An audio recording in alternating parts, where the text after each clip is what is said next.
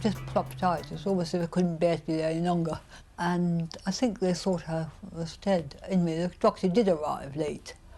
And he said, well, this thing's alive, I think. I went to see a neurologist, and I was 18 months old by then. They stripped my clothing off, and he held me upside down by my feet, watched the pattern of my body as I screamed, and everything went into spasm. And he said, "This child is spastic. Take her home.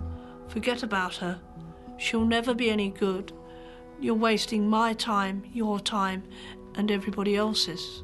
My mum was told very bluntly that I had brain damage, and it was highly unlikely that I'd grow up to recognise my parents, that I would never walk. The diagnosis was not helpful. They just followed the book, which said cerebral palsy is included, which was then mental handicap, and therefore they were constantly telling my parents I was ineducable.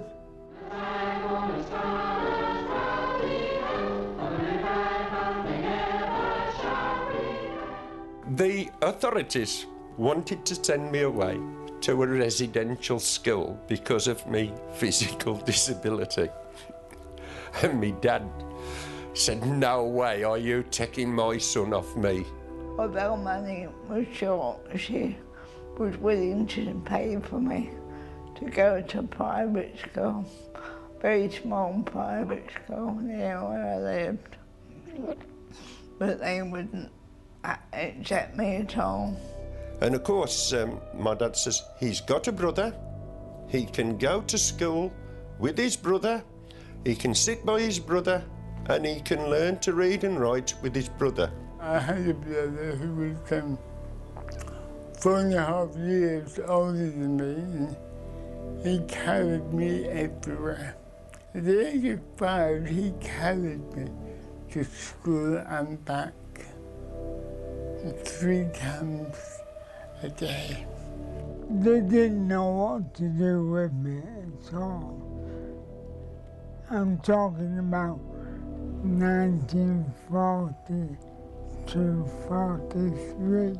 There was 250 children, and I was the only disabled child there. I used to try and walk, and the other kids used to push me over. I was called the thick one because some people then and now were ignorant of disability. They used to come and pat you on the head, and she wondered my head didn't flat.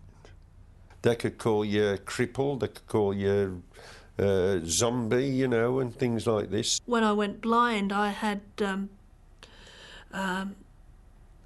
children come up to me and jam the end of their crutches into my face and say, "Can you see that, Berwick?" When I went out on my bicycle, they used to cry out, "Here comes useless Eustace!"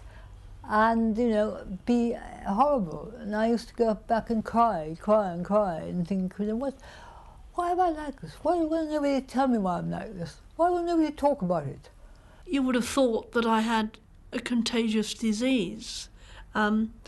You could actually hear parents saying to their children, "No, you don't want to be friends with her because she will restrict you.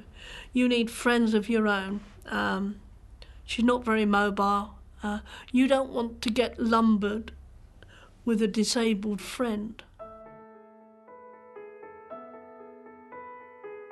I wanted to be a librarian, and the careers officer, Mr. Jones, said, no way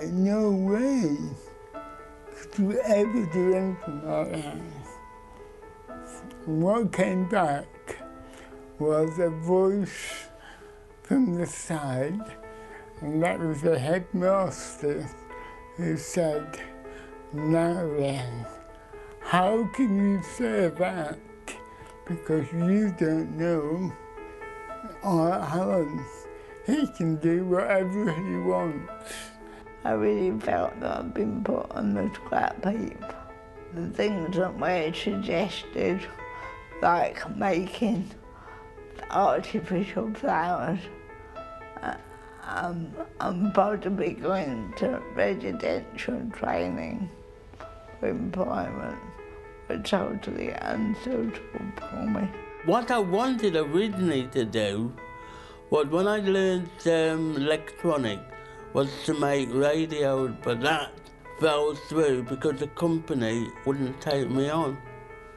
They gave excuses of fire safety and other stuff, so I never got to do that, what I called a dream job.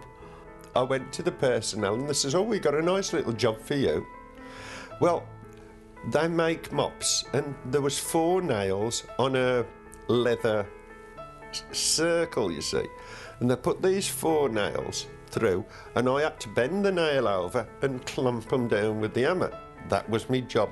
I was designated as the deputy head teacher in charge of integration for Buckingham County Council. So I went and worked in the electrical and mechanical engineering department at Walsall Technology as a laboratory technician. In the long term, I feel bad because financially I'm having to depend on other people for benefit, taking their taxpayers' money, when I would have loved to have had a full-time job for my normal working life, to earn my own living and buy my own things in a house, which I never got to do. I'm a counsellor, lecturer, freelance journalist, broadcaster, homeopath. So although I'm a person with disability, I'm first and foremost a person. I became a student nurse in a sub-community hospital, and that was difficult because I was caring for and learning about people like me. My fellow nurses were not used to having a colleague like me. They were used to having people like me as a patient. And some of them found that very, very difficult. But I think it made people think. And the attitude from the church was very bad. I mean, the local preacher's secretary said, I think we're going to have a few problems. And I said, yes, I'm sure you are. Firstly, I don't know how you'll cope with the academic study. And I said, well, I've got O-levels, I've got the equivalent of a degree in psychology. I don't think there's going to be any problem. Then I don't know how you'll cope with the public speaking. Well, I've done over 300 radio broadcasts and television. I don't think you'll have a problem. And he said, well, then we don't know how you'll cope with the physical logistics of the building. And I said, now you do have a problem.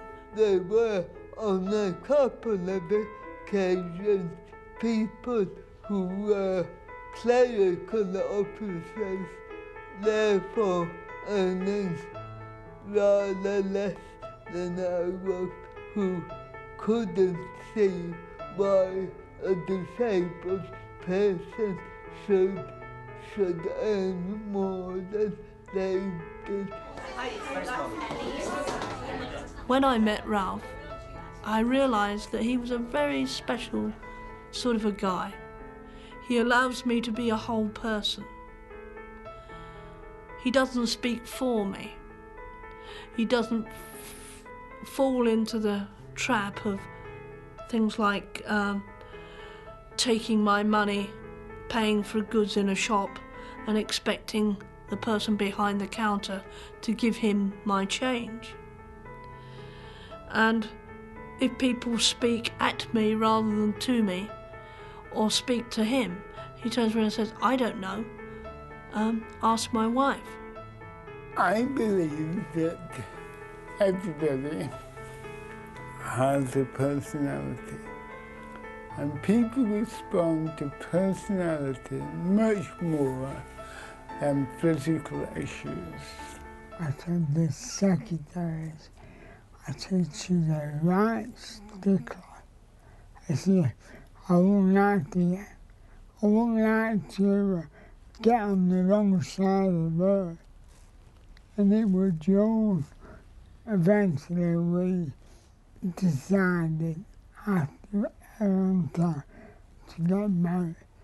And I thought, well, this is going to be the first time in my life that I'm having somebody that's mine.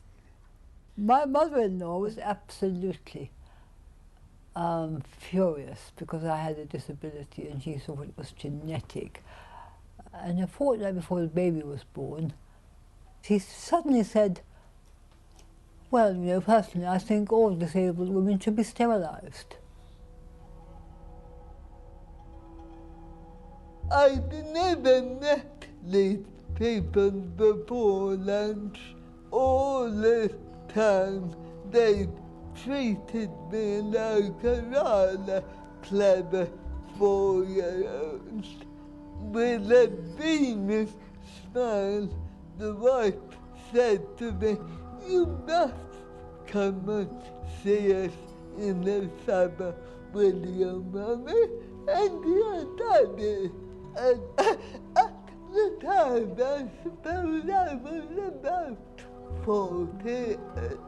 I was halfway through rather a good career, and I knew I'd been to university.